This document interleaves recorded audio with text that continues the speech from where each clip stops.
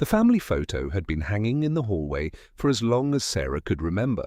Every morning she walked past it without slowing down. Every evening she did the same, until one quiet night, something made her stop. She gently lifted the frame from the wall. 4 smiling faces looked back at her. A father, a mother, a son, a daughter. Looking at that photograph, it was almost impossible to believe that anything had changed. Nothing terrible had happened. There had never been a painful argument. No family drama. No broken relationship. If someone had looked at them from the outside, they would have seen a happy family. Yet Sarah couldn't ignore the feeling that something had quietly slipped away. Ben still called. He still visited on birthdays. He still hugged his parents before driving home. But every conversation felt a little shorter. Every visit ended a little sooner. The silence between those moments seemed to grow longer every year. For a long time, Sarah believed she had done exactly what every loving parent should do. She was always available, always encouraging, always ready to help. If her children needed anything, she wanted to be the first person they could turn to. Helping never felt like a choice. It was simply part of being their mother. When they struggled, she stepped closer. When they felt uncertain, she offered guidance. When life became difficult, she tried to make it easier. Every decision came from the same place: love.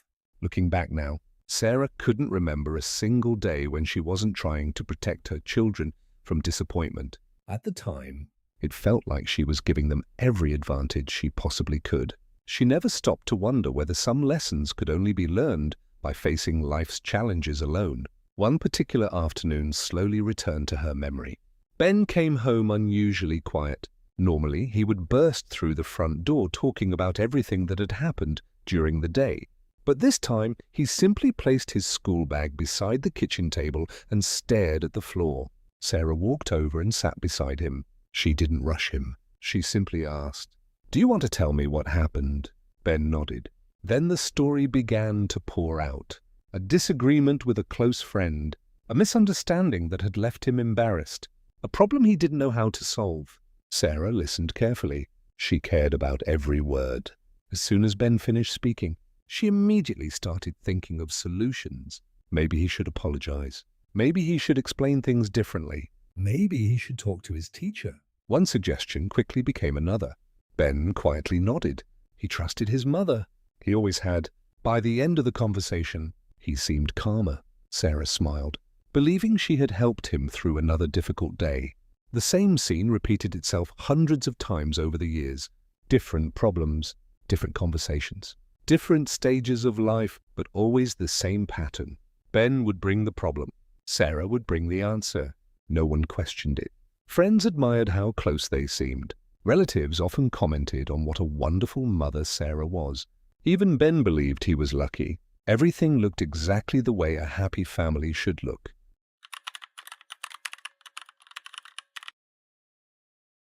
But hidden inside those ordinary conversations was something nobody noticed. Every time Sarah solved another problem for Ben, she unknowingly took away one small opportunity for him to discover that he could solve it himself. The change was almost invisible, too small to notice in a single day.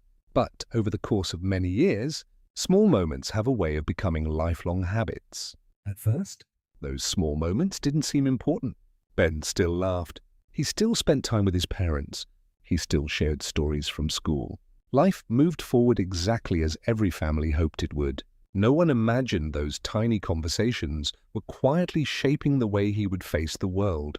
Whenever life became uncertain, Ben's first instinct wasn't to ask himself, "What do I think?" Instead, another question appeared almost automatically. What would Mum do? It wasn't because he lacked intelligence.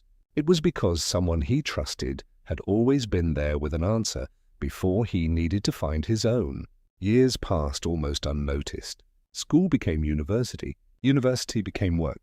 Childhood slowly disappeared behind adult responsibilities. Sarah often smiled when she looked at Ben. She was proud of the man he had become. Kind, respectful, hardworking. Everything she had hoped for. Then one day, Ben received an opportunity. A company in another city offered him a promotion. It was everything he had worked toward. Better pay, greater responsibility, a fresh start. But accepting it meant leaving home. That evening, Ben sat quietly at the dining table. The offer letter rested in front of him. He stared at it for several minutes without saying a word. Finally, he looked at Sarah. "What do you think I should do?" Sarah immediately began weighing the options. She talked about salaries, living expenses, career growth, safety, the neighborhood, the future, everything a caring parent naturally thinks about. Ben listened carefully, just as he always had. A few days later, Ben accepted the new job. His parents celebrated with him. Friends congratulated him. Boxes slowly filled his bedroom. Excitement mixed with uncertainty.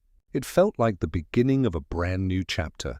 The morning he left, Sarah stood quietly at the front door. She smiled. She hugged him tightly. She reminded him to drive safely, to eat properly, to call whenever he needed anything. Ben promised he would, and he truly meant it.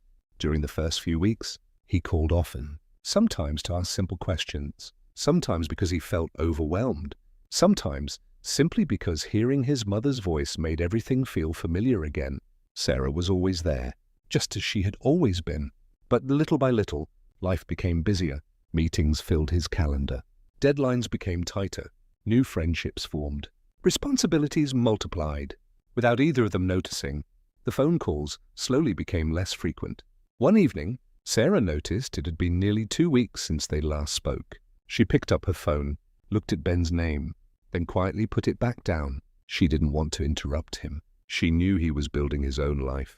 At almost the same moment, Ben glanced at his own phone after finishing work. He thought about calling home. He even unlocked the screen. But exhaustion won. "I'll call tomorrow," he whispered to himself. Tomorrow felt close enough. The strange thing about tomorrow is that it always feels nearby, until one tomorrow quietly becomes another. Days become weeks. Weeks become months. And one day, distance begins to feel completely normal. Neither Sarah nor Ben noticed the change while it was happening, because distance rarely arrives all at once. It grows quietly, conversation by conversation, missed call by missed call, small moment by small moment.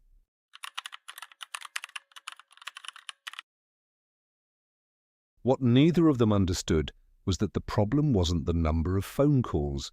The real problem was something much deeper, something that had been growing beneath every well-intentioned conversation for more than 20 years. A few months later, Ben drove home for Sunday lunch. Everything looked exactly as he remembered. The same driveway, the same front garden, the same smell of lunch drifting through the kitchen window. For a moment, it felt as though nothing had changed. Sarah welcomed him with the same warm smile she had worn for years. She hugged him tightly, asked if he'd been eating well, asked if work was treating him fairly, asked whether he was getting enough sleep. Ben smiled. "Everything's fine, Mum." Lunch began with easy conversation. They laughed about old family memories. David joked about getting older. Emily teased Ben about how rarely he came home. Everyone laughed. It felt comfortable, familiar, safe. Then Sarah asked another simple question. "So, how's the new project going?" Ben hesitated for just a second. It hasn't been easy. He explained that his manager expected more than he anticipated. Some days he questioned whether he was good enough. For the first time in weeks, he allowed himself to admit he wasn't completely okay. Sarah listened carefully. Her heart immediately wanted to protect him, before she even realized it. The advice began flowing. "Maybe you should speak to your manager. Perhaps you're working too hard. You've always pushed yourself too much. There must be another way." Every suggestion came from love. Every sentence came from genuine concern. But as Sarah spoke, something quietly changed inside Ben. He stopped explaining. His answers became shorter. His eyes drifted toward his plate. It wasn't because the advice was wrong. In fact, much of it made perfect sense. The problem was that Ben hadn't been searching for answers. He had simply wanted someone to understand how heavy everything felt. Without meaning to, Sarah had turned another conversation into another solution, exactly as she had done hundreds of times before. Exactly as both of them had always expected. Neither of them noticed it happening. After lunch, Ben hugged his parents goodbye. He smiled, promised he'd visit again soon, then climbed into his car and drove away. Sarah stood at the front door waving until his car disappeared around the corner. Halfway home, Ben replayed the conversation in his mind. He couldn't explain why he felt disappointed. His mother had only been trying to help. She always tried to help, yet somehow, every difficult conversation left him feeling smaller instead of stronger. At the very same time, Sarah was washing the lunch dishes. She smiled to herself. "I'm glad we talked," she whispered. She believed she had encouraged her son. She believed she had made things a little easier. She had no idea Ben was driving home in complete silence. Neither of them was wrong. Neither of them had bad intentions. This wasn't a story about a bad parent, nor was it a story about an ungrateful child.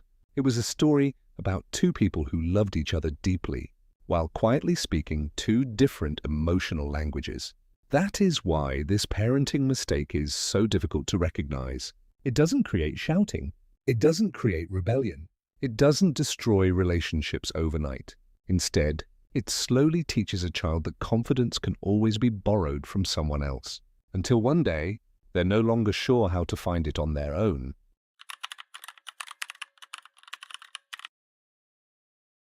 That evening, Sarah couldn't stop thinking about Ben. She replayed the conversation over and over in her mind. She remembered the brief hesitation before he answered, the way he looked down at his plate, the way the conversation seemed to fade before it had really begun. For the first time, she wondered if she had been listening, or simply waiting for her turn to help. A few days later, while tidying the living room, Sarah came across an interview with a family psychologist. One sentence immediately caught her attention. People don't grow because someone solves every problem for them. They grow because someone believes they can solve it themselves. Sarah stopped what she was doing. Those words stayed with her for the rest of the day. She began thinking back over hundreds of conversations she had shared with Ben. She remembered every difficult moment, every disappointment, every setback, and in almost every memory, she could see herself doing the same thing, listening for a moment, then stepping in with advice. She had never asked herself a simple question. Did Ben want my solution, or did he simply need someone to hear him? The answer was uncomfortable, not because she had been a bad mother, but because she had been such a loving one. She wanted to remove every obstacle from her son's path. She wanted to protect him from failure. She wanted to spare him the pain she had experienced herself. Without realizing it, she had spent years carrying burdens that no longer belonged to her. For the first time, Sarah understood the difference between helping and rescuing. Helping says, "I believe you can do this, and I'm here if you need me." Rescuing says, "Let me do this for you." The words sounded similar, but the lessons they taught were completely different. Children don't build confidence by hearing that they're capable. They build confidence by discovering it for themselves. Every difficult conversation, every mistake, every uncomfortable decision is an opportunity to develop the quiet belief that says, "I can handle this." And every time someone else immediately takes over, that opportunity quietly disappears. Sarah realized she had been trying to protect Ben from discomfort. But discomfort had never been the enemy. Sometimes it was the very place where confidence was born. A few weeks later, Ben called again. He sounded tired. "There have been some changes at work," he said. Instinctively, Sarah felt the familiar urge to solve the problem. She almost interrupted. She almost started offering suggestions. But this time, she chose to do something different. She simply asked, "That sounds really difficult. How are you feeling about it?" There was a long silence, not an awkward silence, a surprised one. It was the first time in years that Ben wasn't being asked how to fix the situation. He was being asked how he felt living through it. For the next 20 minutes, Sarah barely spoke. She listened. She nodded. She asked gentle questions. She became curious instead of corrective, and something remarkable happened. Ben kept talking, not because his problems had disappeared, but because, for the first time in a long while, he felt completely heard.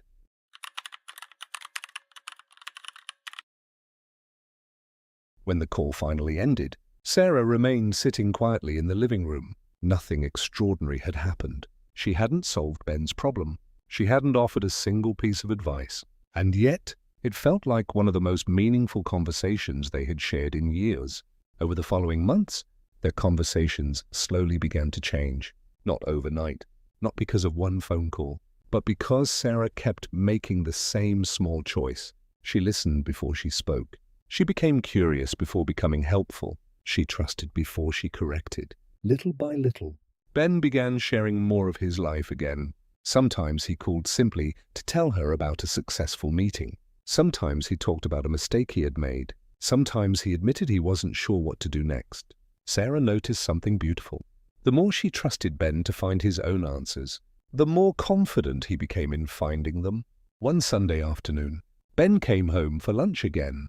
The same dining table, the same family, the same conversations. But this time, something felt different. When Ben mentioned another challenge at work, Sarah didn't rush to solve it. She smiled gently and asked, "What do you think you're going to do?" Ben paused for a moment. Then he smiled. "I think I already know." For nearly 10 minutes, he talked through his ideas, his concerns, his plan. Sarah listened quietly. By the time he finished, he hadn't just found an answer. He had found confidence in his own voice. Driving home that afternoon, Ben felt lighter than he had in months. Nothing in his job had changed. His responsibilities were exactly the same. The challenges were still waiting for him on Monday morning. But something inside him had changed. For the first time, he realized he didn't need someone else to carry every difficult decision. He was capable of carrying them himself. That evening, Sarah stood once again in the hallway, looking at the same family photograph. Only this time, she didn't feel sadness. She felt gratitude, because she finally understood something that had taken decades to learn. The goal of parenting is not to raise children who always need your answers. It's to raise adults who trust themselves enough to find their own. Love is not measured by how many problems we solve for the people we care about. Sometimes, love is measured by the confidence we quietly place in them. The confidence that says, "I believe in you," even when life becomes difficult. Perhaps that's the parenting mistake so many loving mothers and fathers never notice.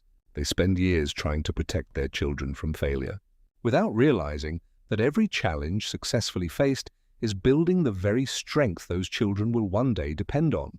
Confidence isn't inherited. It isn't given. It is earned. One decision at a time, one mistake at a time, one lesson at a time. If this story reminded you of someone you love, perhaps the most valuable gift you can offer them isn't another solution. Perhaps it's a question, a listening ear, or simply the quiet reassurance that you believe they are stronger than they think. Sometimes, that's all a person needs to hear before discovering they were capable all along.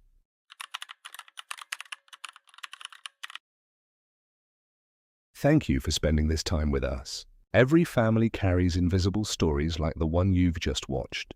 If today's story spoke to you, we'd love to hear your thoughts. Have you ever realized that trying to help someone too much actually made it harder for them to grow? Share your experience in the comments below. Your story may encourage another parent, another son, or another daughter who is quietly facing the same situation. If you enjoy thoughtful stories about family, parenting, relationships, and human behavior, don't forget to subscribe and join us for the next chapter. There's another story waiting for you on your screen now, and it might help you see your own family in a completely different way. Until next time, take care of the people you love and trust them enough to become the people they're meant to be.